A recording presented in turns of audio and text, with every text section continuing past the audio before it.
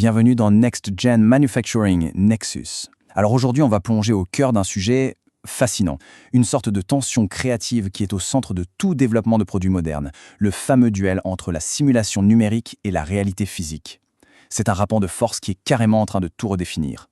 Allez, on attaque direct. La simulation, c'est avant tout une promesse. Et quelle promesse! Imaginez un peu, pouvoir innover à la vitesse de la lumière, tout ça dans un monde virtuel. On économise un temps fou, et de l'argent aussi bien sûr. C'est cette idée de pouvoir vraiment pousser un concept jusqu'à ses limites, de le tordre dans tous les sens, sans jamais avoir à construire le moindre prototype physique. C'est assez incroyable quand on y pense. La promesse virtuelle, la vision fascinante de prototypes numériques parfaits.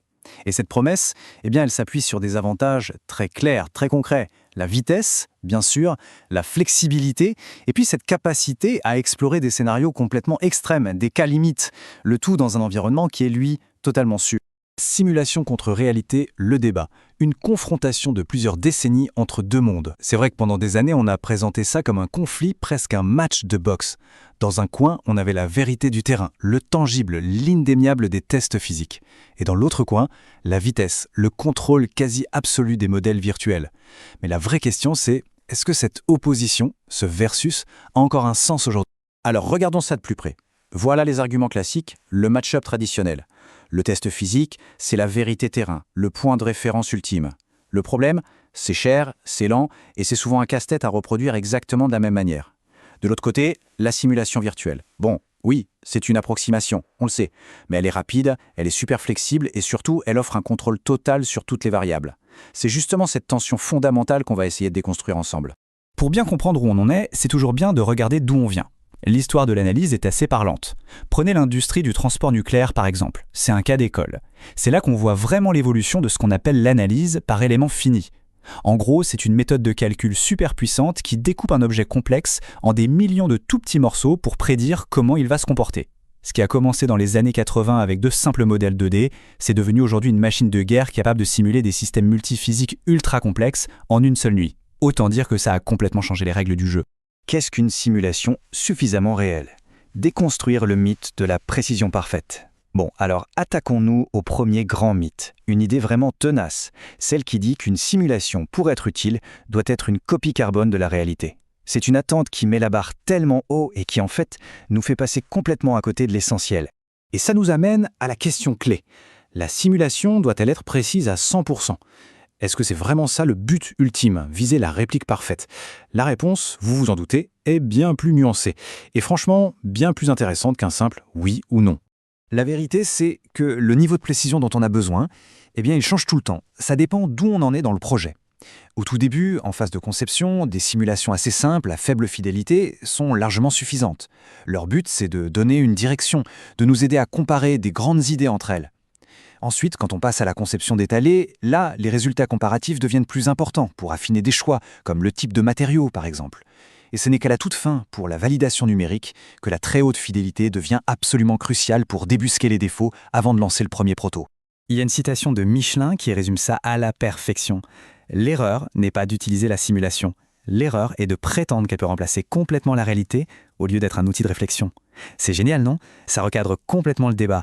Le but, ce n'est pas de copier la réalité, c'est de s'en servir pour prendre de meilleures décisions. C'est un outil pour penser, ce n'est pas une boule de cristal magique. Au-delà des prototypes et de l'expérience, repensez le rôle des outils numériques et de l'expertise humaine. Continuons sur notre lancée et attaquons deux autres mythes qui ont la vie dure. Le premier, la simulation va tuer les prototypes physiques. Le deuxième, elle va rendre l'expérience des ingénieurs obsolète. Voyons voir ce qu'il en est.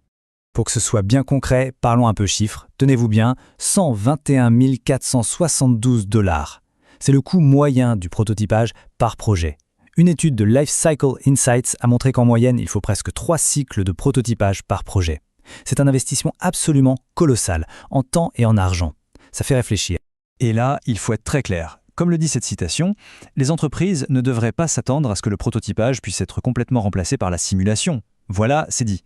Non, la simulation ne va pas remplacer le prototypage, jamais. C'est un outil pour en faire moins et pour les faire mieux, pour les affiner. Au final, chaque produit doit et devra toujours être testé physiquement. Point à la ligne. Le but du jeu, c'est d'arriver à ce test ultime avec un design qui est déjà béton. Et voilà comment ça se passe en pratique. On a le produit physique d'un côté et son jumeau numérique de l'autre. La simulation, elle, va permettre d'attraper la grande majorité des défauts de conception bien avant qu'on ait construit la moindre pièce. Et ça réduit de manière drastique le nombre d'itérations physiques, qui coûtent une fortune.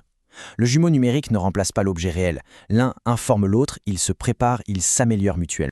Ce qui nous amène à l'autre grande question. La simulation remplace-t-elle l'intuition d'un ingénieur? Avec des outils d'analyse aussi puissants, qu'est-ce qu'il reste de l'expérience, de ce qu'on appelle parfois le pif ou le feeling de l'ingénieur?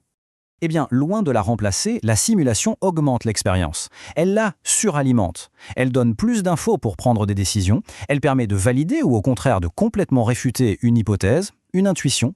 Et peut-être le plus important, elle révèle le pourquoi derrière un échec. Et ça transforme une simple expérience en une connaissance vraiment profonde de la physique du produit. Ça aide aussi à éviter les changements de dernière minute qui mettent tout le monde en panique. La boucle de rétroaction virtuelle physique, le nouvel impératif pour l'innovation. Bon, maintenant qu'on a fait un peu le ménage dans les mythes, voyons comment tout ça s'imbrique. Il est vraiment temps d'abandonner cette vieille mentalité du contre, du versus, et d'adopter une approche beaucoup plus intégrée. C'est ce qu'on appelle la boucle de rétroaction. Ce n'est pas simulation contre réalité. Voilà, il faut vraiment se sortir ça de la tête. C'est simulation et réalité. Le nouveau paradigme, c'est la collaboration. Ce n'est plus l'un ou l'autre, c'est les deux ensemble. Et l'idée centrale, c'est cette fameuse boucle de rétroaction. C'est simple en fait. Les données qu'on récupère du monde réel, des tests physiques, servent à valider et à calibrer les modèles numériques pour qu'ils soient plus justes. Et en retour, ces simulations, plus précises, nous aident à définir quoi tester, où tester et comment tester, de façon beaucoup plus intelligente, beaucoup plus ciblée. C'est un cercle vertueux. Les deux mondes se nourrissent l'un l'autre en permanence. Mais pour que cette boucle, aussi puissante soit-elle, fonctionne, il y a un ingrédient absolument indispensable. Une seule chose. La confiance.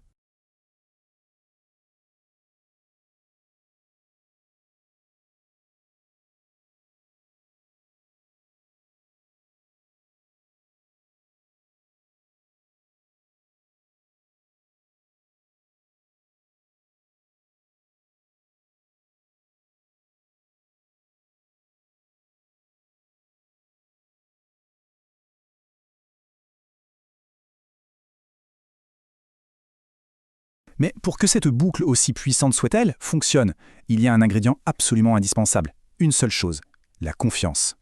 Les ingénieurs, les équipes, les décideurs, tout le monde doit avoir une confiance totale dans les résultats de la simulation. Si cette confiance n'est pas là, la boucle se brise, tout s'écroule. Et cette confiance, elle repose sur un concept très important, la fidélité. Qu'est-ce que c'est la fidélité? C'est le degré auquel une simulation reproduit le comportement d'un objet réel. Mais attention, ce n'est pas juste une question de précision brute. La fidélité, c'est surtout la capacité de la simulation à capturer les bons comportements, ceux qui sont pertinents pour la décision qu'on doit prendre à un instant T. Alors, comment on bâtit cette confiance? Eh bien, ce n'est pas magique. Surtout dans des domaines ultra sensibles comme les dispositifs médicaux, des études très poussées ont identifié les piliers sur lesquels elles reposent. Ça passe par des données d'entrée de très haute qualité, des cadres de validation hyper rigoureux, une compréhension parfaite des limites du modèle, savoir ce qu'il peut faire et surtout ce qu'il ne peut pas faire. Il faut aussi éviter les biais à toutes les étapes et avoir une traçabilité parfaite des données. Bref, la confiance, ce n'est pas un sentiment, c'est le résultat d'un processus, d'une méthode. Au final, les équipes les plus intelligentes ne sont pas celles qui simulent le plus. Ce sont celles qui simulent plus intelligemment. Voilà, c'est ça, le message clé. Le but du jeu, ce n'est pas de lancer des simulations dans tous les sens. C'est de les intégrer de façon stratégique tout au long du cycle de développement. C'est savoir utiliser le bon niveau de fidélité au bon moment pour prendre la meilleure décision possible. On va terminer avec cette idée qui est peut-être la plus importante. L'objectif, au fond, ce n'est pas de copier parfaitement la réalité, c'est de concevoir pour elle. La simulation n'est pas une fin en soi, c'est un moyen pour mieux concevoir pour le monde réel, notre monde. Alors la question n'est plus de savoir s'il faut choisir un camp, mais plutôt de se demander comment est-ce qu'on construit les ponts les plus solides possibles entre ces deux mondes, le virtuel et le physique.